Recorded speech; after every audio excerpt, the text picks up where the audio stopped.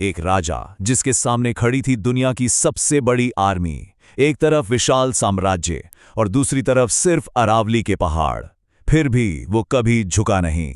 मैं हूं इतिहास वॉल्ट और आज के इस हिस्टोरिकल एनालिसिस में हम कोई कहानी नहीं सुनेंगे, हम सीधे एविडेंस और फैक्ट्स देखेंगे जो साबित करते हैं कि महाराणा प्रताप आखिर इतने महान क्यों थे। इस लड़ाई का स्केल समझिए। एक तरफ मुगल सम्राट अकबर की 80,000 की मैसिव आर्मी और दूसरी तरफ महाराणा प्रताप के पास सिर्फ 20,000 राजपूत वॉरियर्स। पूरा हिंदुस्तान अकबर के सामने सरेंडर कर चुका था, लेकिन मेवाड़ अपनी जगह पर अडिग खड़ा रहा। ये डेटा ही अपने आप में एक बहुत बड़ा एविडेंस है कि ये कोई आम लड़ाई नहीं थी। आज के इस हिस्टोरिकल वॉल्ट को हमने 6 हिस्सों में डिवाइड किया है। महाराणा प्रताप का स्वाभिमान, हल्दी घाटी की बड़ी जंग, जंगल का कठिन संघर्ष, मेवाड़ की शानदार वापसी, उनकी असली विरासत और आखिर में 5 हैरान करने वाले हिस्टोरिकल फैक्ट्स। ये एक कोर्ट रूम है और यहां सिर्फ फैक्ट्स बात करेंगे। तो चलिए सीधा चलते हैं हमारे पहले एविडेंस की तरफ, महाराणा प्रताप का अखंड स्वाभिमान। इनका जीवन चक्र हिस्टोरिकल रिकॉर्ड्स में एकदम क्लियर है। 1540 कुंभलगढ़ में जन्म, 1572 राज्याभिषेक, 1576 हल्दी घाटी का ऐतिहासिक युद्ध और 1585 जब चावंड उनकी नई कैपिटल बनी। ये सिर्फ डेट्स नहीं हैं, ये एक ऐसे राजपूत का टाइमलाइन है जिसके लिए सम्मान अपनी जान से भी ज्यादा कीमती था। 1572 में गद्दी पर बैठते ही उन्होंने एक ऐसी शपथ ली जिसने पूरा इतिहास बदल दिया। जब तक चित्तौड़ वापस नहीं मिलता, सोने की थाली में नहीं खाऊंगा। अकबर ने मानसिंह और टोडरमल जैसे कई पीस एनवॉयस भेजे, सबका एक ही मैसेज था, सरेंडर कर दो। पर महाराणा प्रताप का स्टैंड बिल्कुल क्लियर था, एक सच्चा राजपूत कभी झुकता नहीं है।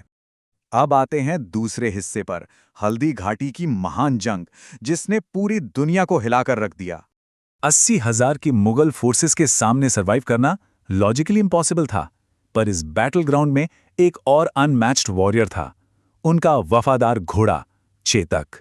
उसका पैर बुरी तरह घायल था, खून बह रहा था, फिर भी अपने स्वामी को बचाने के लिए उसने छलांग लगाकर एक बड़ा नाला पार किया और उसके बाद अपने प्राण त्याग दिए।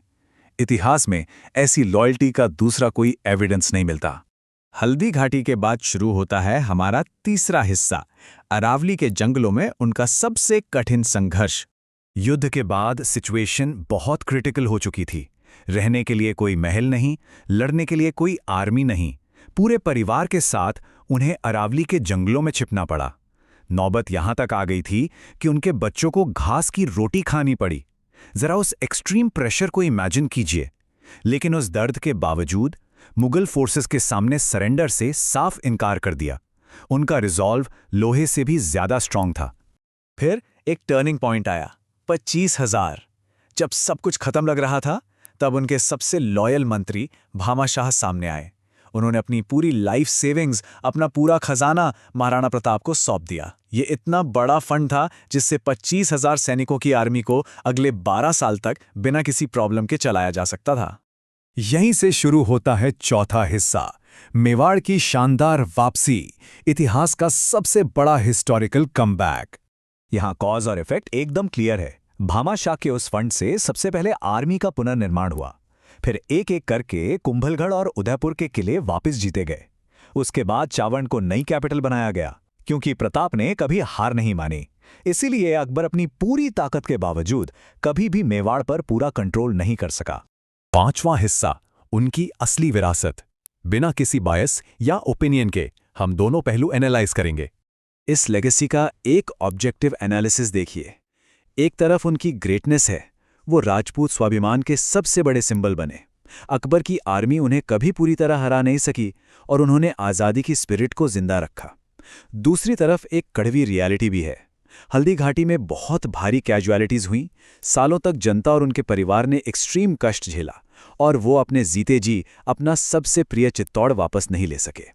एक हिस्टोरियन के नाते हमें ये पूरा निष्पक्ष सच देखना जरूरी है। अब आते हैं आखिरी हिस्से पर, हिस्टोरिकल रिकॉर्ड से निकाले गए 5 हैरान करने वाले फैक्ट्स। फैक्ट नंबर 1, 208 किलो ये उनके वेपन्स और आर्मर का टोटल वेट था। 81 किलो का भाला और 72 किलो का चेस्ट आर्मर।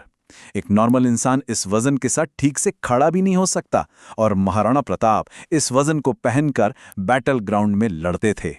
Fact number 2। जब प्रताप के निधन की खबर दिल्ली दरबार में पहुंची तो सम्राट अकबर की आंखों में भी आंसू आ गए थे। एक दुश्मन अपने सबसे बड़े राइवल के जाने पर रो रहा था, क्योंकि अकबर भी ये सच जानता था कि प्रताप जैसा ऑथेंटिक और सच्चा राजपूत पूरी दुनिया में और कोई नहीं है। Fact number 3। चेतक सिर्फ एक नॉर्मल घोड़ा नहीं था, वो एक रेयर ब्रीड था जो हल्की नीली चमक देता था, इसलिए उसे नीला घोड़ा भी कहते थे। उसकी स्पीड और एजिलिटी इतनी तेज थी कि दुश्मन की आर्मी उसे कभी इंटरसेप्ट नहीं कर पाई। आज भी राजस्थान में चेतक की पूजा की जाती है। Fact number 4। जब जंगल में परिवार को घास की रोटी खानी पड़ रही थी तो उस एक्सट्रीम साइकोलॉजिकल प्रेशर में आकर प्रताप ने सरेंडर का एक लेटर लिख दिया था, पर अगले ही पल उसे फाड़ दिया। ये फैक्ट साबित करता है कि वो भी एक इंसान थे।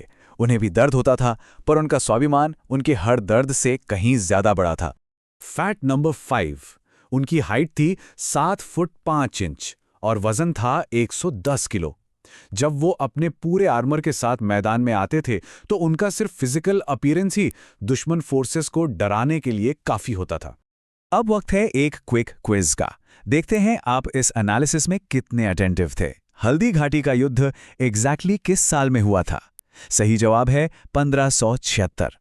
दूसरा सवाल, महाराणा प्रताप के हथियारों और पूरे कवच का टोटल वजन कितना था? बिल्कुल करेक्ट, 208 किलो। तो इस पूरे हिस्टोरिकल डेटा का आखिरी कंक्लूजन क्या है? कोर लेसन्स बिल्कुल क्लियर हैं। अपना सेल्फ रिस्पेक्ट कभी मत छोड़ो, चाहे कितनी भी एक्सट्रीम सिचुएशन आ जाए, घास की रोटी खानी पड़े, पर कभी झुको मत। इतिहास सिर्फ एक गुजरा हुआ कल नहीं है, ये हमारी लाइफ का सबसे पावरफुल लेसन है। आज का ये हिस्टोरिकल वॉल्ट यहीं लॉक होता है, पर जाने से पहले आपके लिए एक सवाल। महाराणा प्रताप या चंद्रगुप्त, डेटा के बेसिस पर दोनों में से ज्यादा महान कौन था? फैक्ट्स को सोचिए और एनालाइज कीजिए। हम अगले हिस्टोरिकल विश्लेषण में पृथ्वीराज चौहान के फैक्ट्स लेकर आएंगे। तब तक सीखते रहिए,